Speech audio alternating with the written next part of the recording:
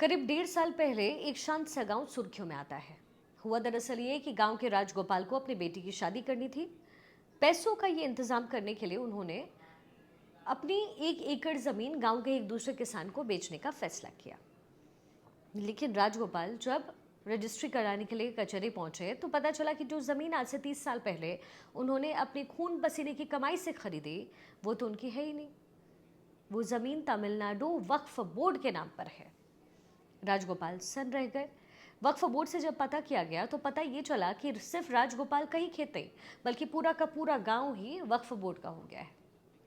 लेकिन लोगों को इससे भी ज्यादा हैरानी इस बात से हुई कि वक्फ बोर्ड ने गांव की जिस जमीन पर दावा किया उसमें वहां मौजूद एक मंदिर और उसकी 350 एकड़ जमीन भी शामिल है।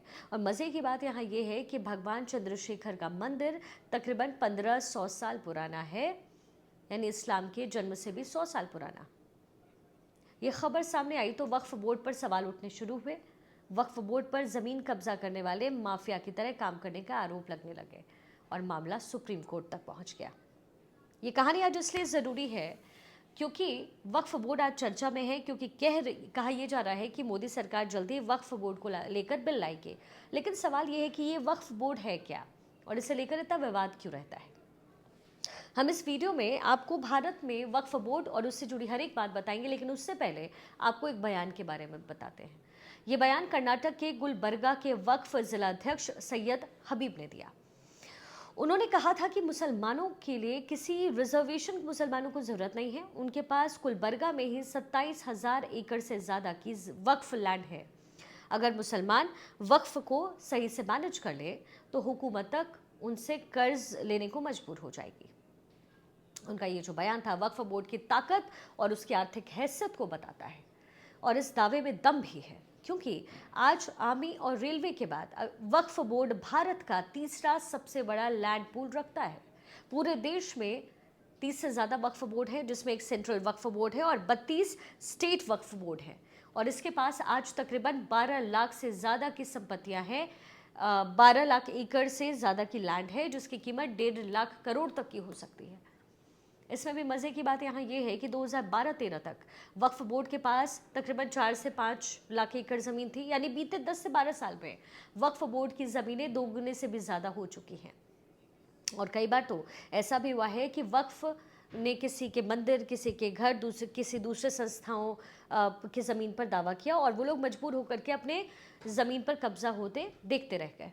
यहाँ तक कि इलाहाबाद हाईकोर्ट की ज़मीन पर भी वक्फ बोर्ड ने दावा किया, जिससे खारिज कराने के बाद में सुप्रीम कोर्ट का रुख करना पड़ा और उसे दखल देना पड़ा। और जब हाईकोर्ट को ही अपनी ज़मीन वक्फ बोर्ड से बचाने के लिए एड़ी चोटी का जोर लगाना पड़ा तो ज़रा सोचे कि किसी आम आदमी का भला क्या हैसियत है उनकी। लेकिन सवाल यहाँ ये है कि आखिर वक्फ बोर्ड है क्या और ये इतना ताकतवर हो कैसे गया। दरअसल वक्फ अरबी भाषा का एक शब्द है जिसका मतलब होता है खुदा के नाम पर किया गया दान, फिर चाहे ये दान चल हो संपत्ति हो या अचल संपत्ति। भारत में आज़ादी से पहले भी वक्फ बोर्ड का कॉन्सेप्ट था और जब मुगलों का शासन आया तो वक्फ को मस्जिदें, मदरसे और दरगाह बनाने के लिए मुस्लिम बादशाहों ने बड़ी मात्रा में ज़मीन दान में दी। लेकिन असली कहानी शुरू होती है आज़ादी के बाद। आज़ादी के बाद बड़ी संख्या में मुसलमान भारत छोड़कर के पाकिस्तान गए, जबकि बड़ी संख्या में हिंदू और सिख भी पाकिस्तान से जान बचा करके भारत भाग आए। अब पाकिस्तान में तो कोई नियम कानून था नहीं उस समय। ऐसे में जो हिंदू और सिख भारत आए थे, पाकिस्तान में उनकी ज़मीनों पर या तो कब्जा हुआ या फिर उन्होंने अपनी ज़मीनें कौड़ियों के दाम में बेच दी।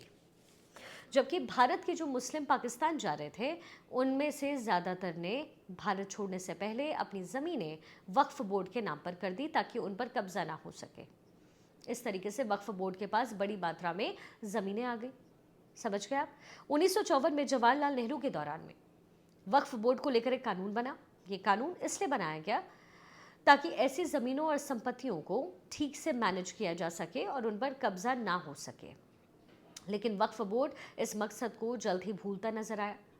फिर भी सरकारों ने वक्फ बोर्ड को कंट्रोल करने की जगह उल्टा और एम्पावर करना शुरू कर दिया। और वक्फ कानून में सबसे बड़ा मोड़ आता है 1995 में। 1992 में बाबरी मस्जिद गिरा दी जाती है। मुस्लिमों में गुस्सा था। ऐसे में इस गुस्से को ठंडा करने के लिए कांग्रेस की तत्कालीन सरकार संसद में एक कानून लाती है और वक्फ बोर्ड को जबरदस्त ताकत दे देती है। खास तौर पर इसका सेक्शन 40 वक्फ कानून का ये आर्टिकल कहता है कि कोई जमीन वक्फ की है या नहीं, ये वक्फ बोर्ड ही तय करेगा।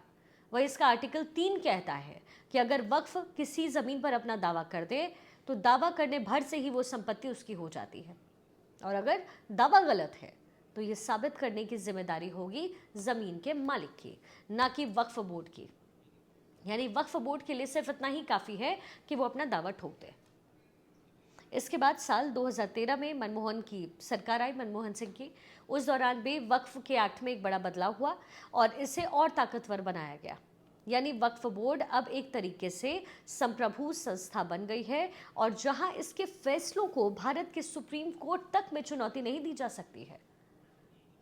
दरअसल इस कानून के कई पहलुओं पर विवाद है, जैसे कि वक्फ बोर्ड के किसी फैसले को भारत की कोई भी कोर्ट चैलेंज नहीं कर सकता। मान लीजिए वक्फ बोर्ड किसी हिंदू की ज़मीन पर भी दावा कर दे तो वो उसके खिलाफ कोर्ट नहीं जा सकता, बल्कि उसे वक्फ बोर्ड के ही ट्रिब्यूनल में जाना पड़ेगा और इस ट्रिब्यूनल में उसका दावा खारिज हुआ तो उसे चैलेंज भी नहीं कर सकता। इससे भी मज़े की बात यहाँ ये है कि दुनिया के कई मुस्लिम देश ऐसे हैं जहाँ वक्फ बोर्ड जैसी चीज़ है ही नहीं, फिर चाहे वो टर्की हो, सीरिया हो, इजिप्ट हो, लेबनान हो या फिर इराक हो। लेकिन भारत में ना सिर्फ वक्फ बोर्ड है बल्कि अच्छा खासा ताकतवर भी है ये, और इसलिए देश का एक बड़ा वर्ग वक्फ बोर्ड की शक्तियों पर अंकुश लगाने की पैरवी कर रहा था। मुस्लिम समाज के कई बुद्धिजीवी और शिया बोहरा जैसे जो कम्युनिटीज़ हैं, फिरके हैं, उनके लोग भी वक्फ बोर्ड को लेकर के नया कानून लाने की मांग कर रहे थे ताकि इस बोर्ड में, इस एक्ट में उनको भी हिस्सेदारी मिल सके।